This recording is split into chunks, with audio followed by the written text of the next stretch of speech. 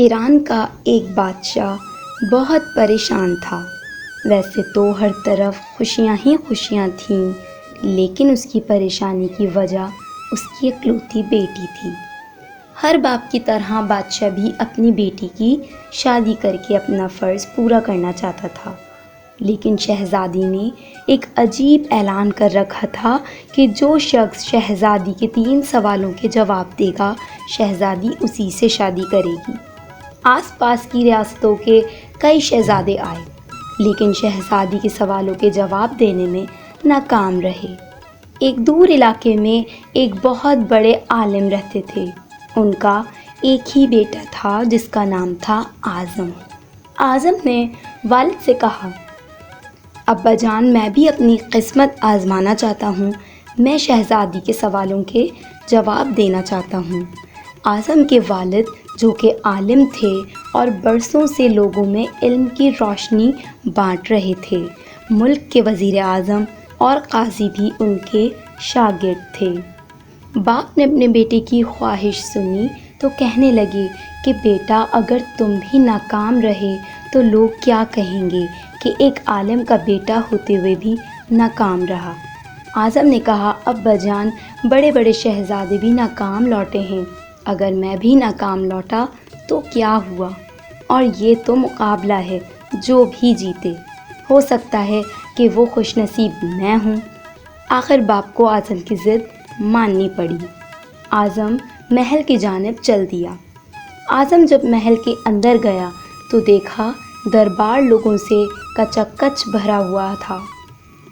بادشاہ تخت پر بیٹھا ہوا تھا، ملکہ عالیہ اور شہزادی بھی وہیں موجود تھیں، اور شہزادی نے اپنے سوال شروع کیے۔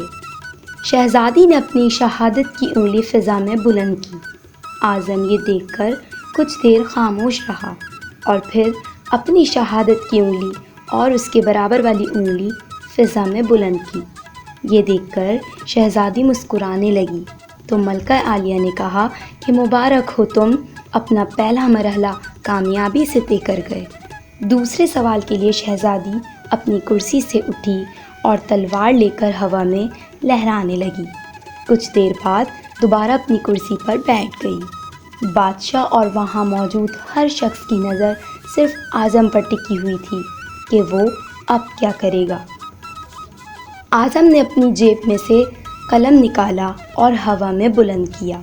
یہ دیکھ کر شہزادی ایک بار پھر مسکرائی تو ملکہ عالیہ نے یہ دیکھ کر اعظم کو شاباشی دیتے ہوئے کہا کہ تم اپنا دوسرا مرحلہ بھی کامیابی سے طے کر گئے ہو۔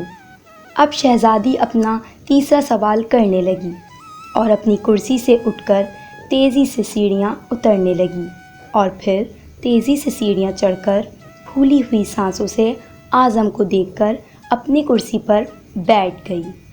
یہ سوال بہت عجیب سا تھا، ہر طرف صرف خاموشی تھی۔ پھر اعظم کھڑا ہوا اور اپنا ہاتھ اپنے دل پر رکھ کر شہزادی کی طرف دیکھنے لگا۔ مرحبا مرحبا، اے نوجوان، تم کامیاب ہوئے۔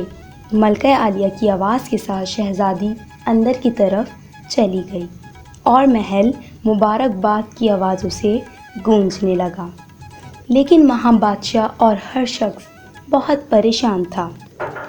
شہزادی نے کیا سوال کیے اور اعظم نے کیا جواب دیے، یہ کسی کو نہیں پتہ تھا اور سب یہی جاننا چاہتے تھے، لیکن اعظم دل ہی دل میں اللہ کا شکر ادا کر رہا تھا۔ پھر بادشاہ نے اعظم سے کہا کہ ملکہ عالیہ کو تو تم نے مطمئن کر دیا، لیکن اب مجھے یہ بتاؤ، شہزادی کیا سوال کر رہی تھی اور تم کیا جواب دے رہے تھے؟ اور اگر ایک بات بھی غلط ہوئی تو تمہارا سر قلم کر دیا جائے گا۔ اعظم کچھ دیر خاموش رہا اور پھر پورے اعتماد کے ساتھ کھڑا ہوتا ہوا بولا کہ بادشاہ سلامت، شہزادی نے ایک انگلی فضا میں بلند کرتے ہوئے پوچھا تھا کہ کیا تم اللہ کو ایک مانتے ہو؟ تو میں نے 2 انگلیاں فضا میں بلند کرتے ہوئے کہا کہ ہاں، اللہ اور اللہ کے رسول حضرت محمد مصطفیٰ صلی اللہ علیہ وآلہ وسلم پر ایمان اٹل ہے۔ بادشاہ نے خوش ہوتے ہوئے کہا کہ بہت خوب، ہم بہت خوش ہوئے۔ پھر اعظم بولا کہ شہزادی نے تلوار چلا کر پوچھا تھا کہ کیا تلوار سے بھی کوئی بڑا ہتھیار ہے؟ تو میں نے جواب دیا، ہاں، قلم کا وار تلوار کے وار سے بڑا ہے۔ بادشاہ ایک بار پھر خوش ہوتے ہوئے بولا کہ واہ نوجوان، تم نے ہمارا دل جیت لیا، تم نے ثابت کر دیا کہ جاہ و جلال علم کے آگے کوئی حیثیت نہیں رکھتا۔ لیکن اب یہ بتاؤ کہ تیسرا سوال کیا تھا؟ اعظم بولا، بادشاہ سلامت، شہزادی سیڑھیاں اتر کر اور پھر دوبارہ چڑھ کر کرسی پر تھک کر بیٹھ گئی۔ انہوں نے پوچھا تھا کہ میں تھک گئی ہوں، لیکن میرے جسم کی ایک چیز نہیں تھکی۔ میں نے جواب دیا کہ دل، کیونکہ دل وہ واحد چیز ہے جو پیدائش سے لے کر موت تک بنا تھکے دھڑکتا رہتا ہے۔ بادشاہ نے اعظم کو خوشی سے گلے لگا کر کہا کہ لوگوں، گواہ رہنا، میں نے حق ادا کیا حقدار کا۔ دوستوں، بے شک اللہ اور اللہ کے رسول حضرت محمد مصطفیٰ صلی اللہ علیہ وآلہ وسلم پر ایمان اٹل ہے، اور دوسرا، قلم کا وار دنیا کے ہر وار سے زیادہ طاقتور ہے، اور تیسرا، دل وہ واحد چیز ہے جو پیدا ہونے کے بعد ہماری موت تک بنا تھکے اور رکے دھڑکتا رہتا ہے۔ امید کرتی ہوں آپ کو میری کہانی اچھی لگی ہو، تو پلیز لائک اور سبسکرائب کرنا مت بھولیے گا۔ اللہ حافظ۔